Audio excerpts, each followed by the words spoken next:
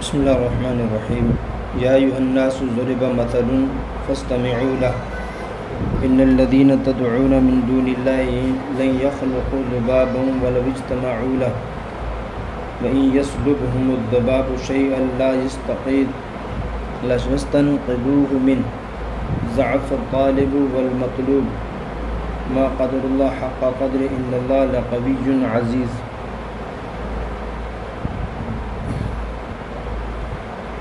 لوگوں، ایک عجیب بات بیان کی جاتی ہے، یعنی مثال دی جاتی ہے۔ اے لوگوں، ایک مثل کہی ہے سو اس پر کان رکھو، اس کو اچھے سے سنو جی، اس کو کان لگا کر سنو۔ وہ کیا ہے؟ بئس المصیر، و بہت وہ کیا؟ ان الذین تدعون من دون اللہ، بے شک جن کو یہ لوگ تم پکارتے ہو اللہ کو چھوڑ کر، وہ ایک مکھی بھی پیدا نہیں کر سکتے اگرچہ سارے جمع ہو جائیں۔ یعنی جن بتوں کو تم پوجتے ہو اللہ کو چھوڑ کر، وہ بت سارے مل کر بھی ایک مکھی بھی پیدا نہیں کر سکتے۔ اور اس سے بھی عجیب بات کیا ہے؟ یسلبہم الذباب شیئا، اور اگر چھین لے وہ مکھی ان سے کچھ، تھوڑا سا بھی کچھ چھین لے، لا یستنقذوہ منہ، وہ چھڑا نہیں سکتے اس سے۔ یعنی ایسے کمزور لوگ ہیں یہ بت جن کو یہ لوگ پوجتے ہیں، نہ تو مکھی پیدا کر سکتے ہیں، لیکن اگر مکھی کوئی چیز ان سے چھین لے تو وہ اسے واپس لے بھی نہیں سکتے۔ ضعف الطالب والمطلوب،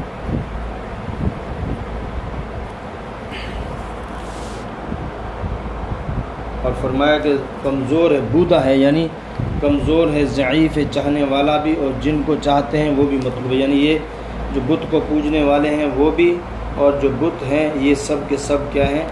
لچر ہیں، بودا ہیں، یعنی کچھ نہیں ہے۔ ما قدر اللہ حق قدر ہی، ان لوگوں نے اللہ کی عزت نہیں کی جیسے اللہ کی عزت کرنی چاہیے تھی۔ حق کا قدر ہی، جیسے اللہ کی قدر ایسے اس کو نہیں پہچانا۔ بے شک اللہ تعالیٰ زبردست زور آور ہے۔ اللہ یصطفی من الملائکۃ رسلا ومن الناس ان اللہ سمیع بصیر۔ فرمایا کہ اللہ تعالیٰ ہی چھانٹ لیتے ہیں فرشتوں سے پیغام لانے والا، اور اسی طرح آدمیوں سے بھی پیغام لانے والا۔ یعنی اللہ ہی کیا کرتا ہے؟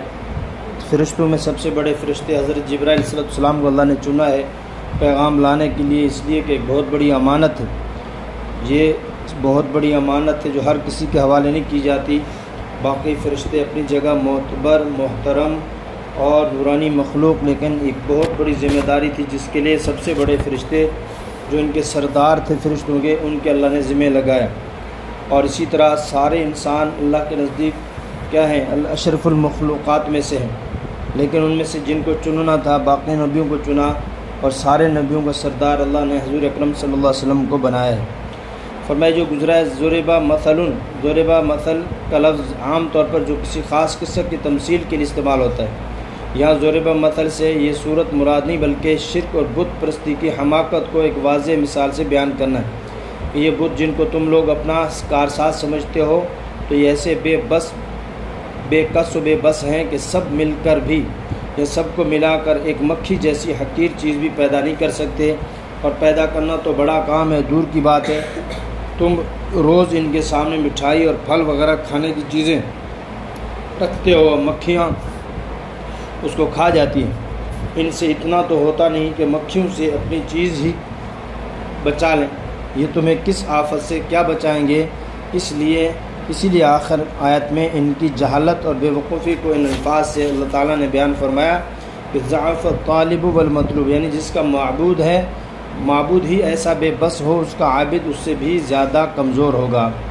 ما قدر اللہ حق قدر ہی، یعنی کیسے بے وقوف لوگ، بے وقوف احسان فراموش ہیں، ان لوگوں نے اللہ کی قدر نہ کی، نہ پہچانی کہ ایسا عظیم الشان قدرت والے کے ساتھ ایسے بے بس بے شعور پتھروں کو برابر کر دیا۔ یعنی اللہ تعالیٰ کی ذات اقدس کو پیچھے کر دیا، اور جو ہے بتوں کو جو کچھ نہیں کر سکتے، اور اللہ جو سب کچھ کر سکتا ہے اس کو چھوڑ دیا۔ یعلم ما بین ایدیہم وما خلفہم، وہ جانتا ہے، وہ اللہ جو جانتا ہے جو کچھ ان سے پہلے گزرا یا بعد میں۔ وإلی اللہ ترجع الامور، اور اللہ تک پہنچنا ہے کاموں کو۔ یا ایھا الذین آمنوا ارکعوا واسجدوا واعبدوا ربکم وافعلوا الخیر لعلکم تفلحون۔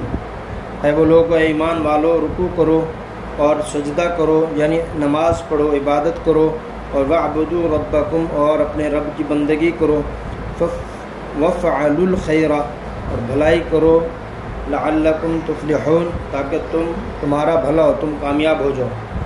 وجاہدوا فی اللہ حق جہادہ هو اجتباکم وما جعل علیکم فی الدین من حرج ملت ابیکم ابراہیم هو سماکم المسلمین من قبل وفی ھذا لیکون الرسول شہیدا علیکم وتکونوا شہداء علی الناس واقیموا الصلاۃ وآتوا الزکاۃ واعتصموا بحبل اللہ هو مولاکم فنعم المولا ونعم النصیر۔ اور فرمایا کہ اور اللہ کے راستے میں جہاد کرو، جیسے کہ جہاد یعنی محنت کرو اللہ کے راستے میں جیسے محنت کرنے کا حق ہے، دین کو پھیلانے میں جیسے حق ہے ویسے محنت کرو، اس لیے کہ اللہ تعالیٰ نے وجتباکم، اللہ تعالیٰ نے تمہیں چن لیا، تمہیں پسند کیا ہے، اور اللہ تعالیٰ نے دین میں کوئی حرج نہیں رکھی تم پر، دین میں کوئی مشکل نہیں ہے۔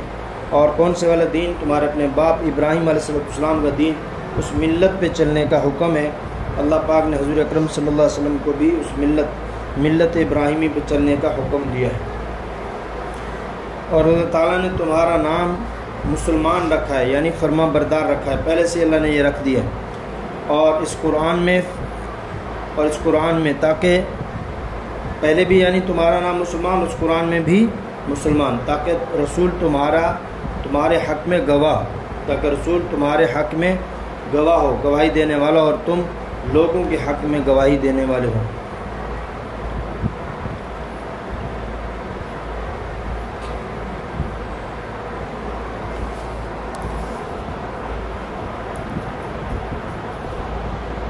یعنی نبی تم پر گواہ ہو، تم پر اور تم لوگوں کے خلاف، یعنی جب انبیاء علیہ السلام اور دوسری طرف لوگ ہوں گے اس وقت کیا ہوں گے؟ تم مسلمان گواہی دو گے نبیوں کے حق میں، لوگوں کے حق میں نہیں، نبیوں کے حق میں تم گواہ بنو گے، لہٰذا تم نماز قائم کرو اور زکوٰۃ دو، اور اللہ تعالیٰ کی رسی کو مضبوطی سے پکڑ لو، وہی تمہارا مالک اور بہترین خوب مالک ہے اور بہترین مددگار ہے۔ جی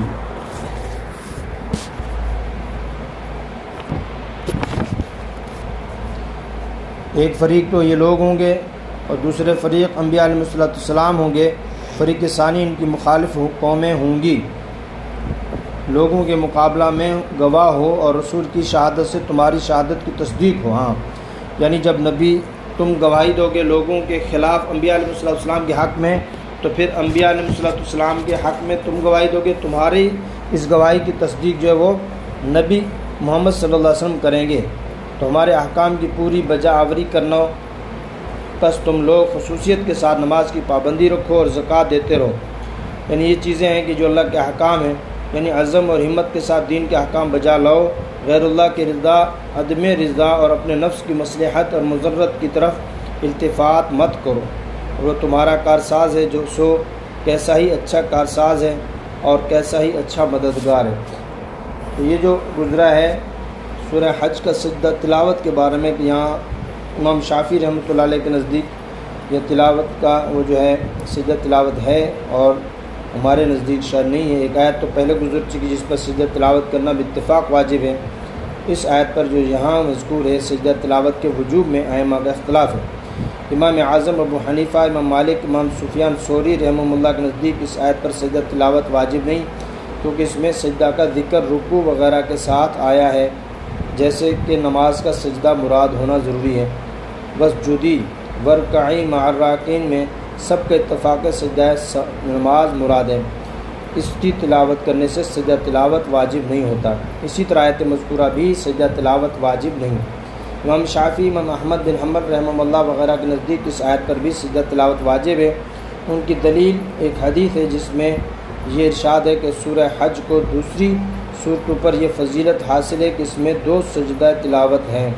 امام ابو حنیفہ رحمہ اللہ کے نزدیک اس روایت کے ثبوت میں کلام ہے، تو یعنی کلام سے مراد کا اختلاف ہے۔ یہ جو روایت ہے یہ ضعیف ہے، کمزور ہے، کیا ہے، اس لیے جو ہے نا اس پر ترجیح نہیں دیں گے قرآن پاک کے اس دلیل کو۔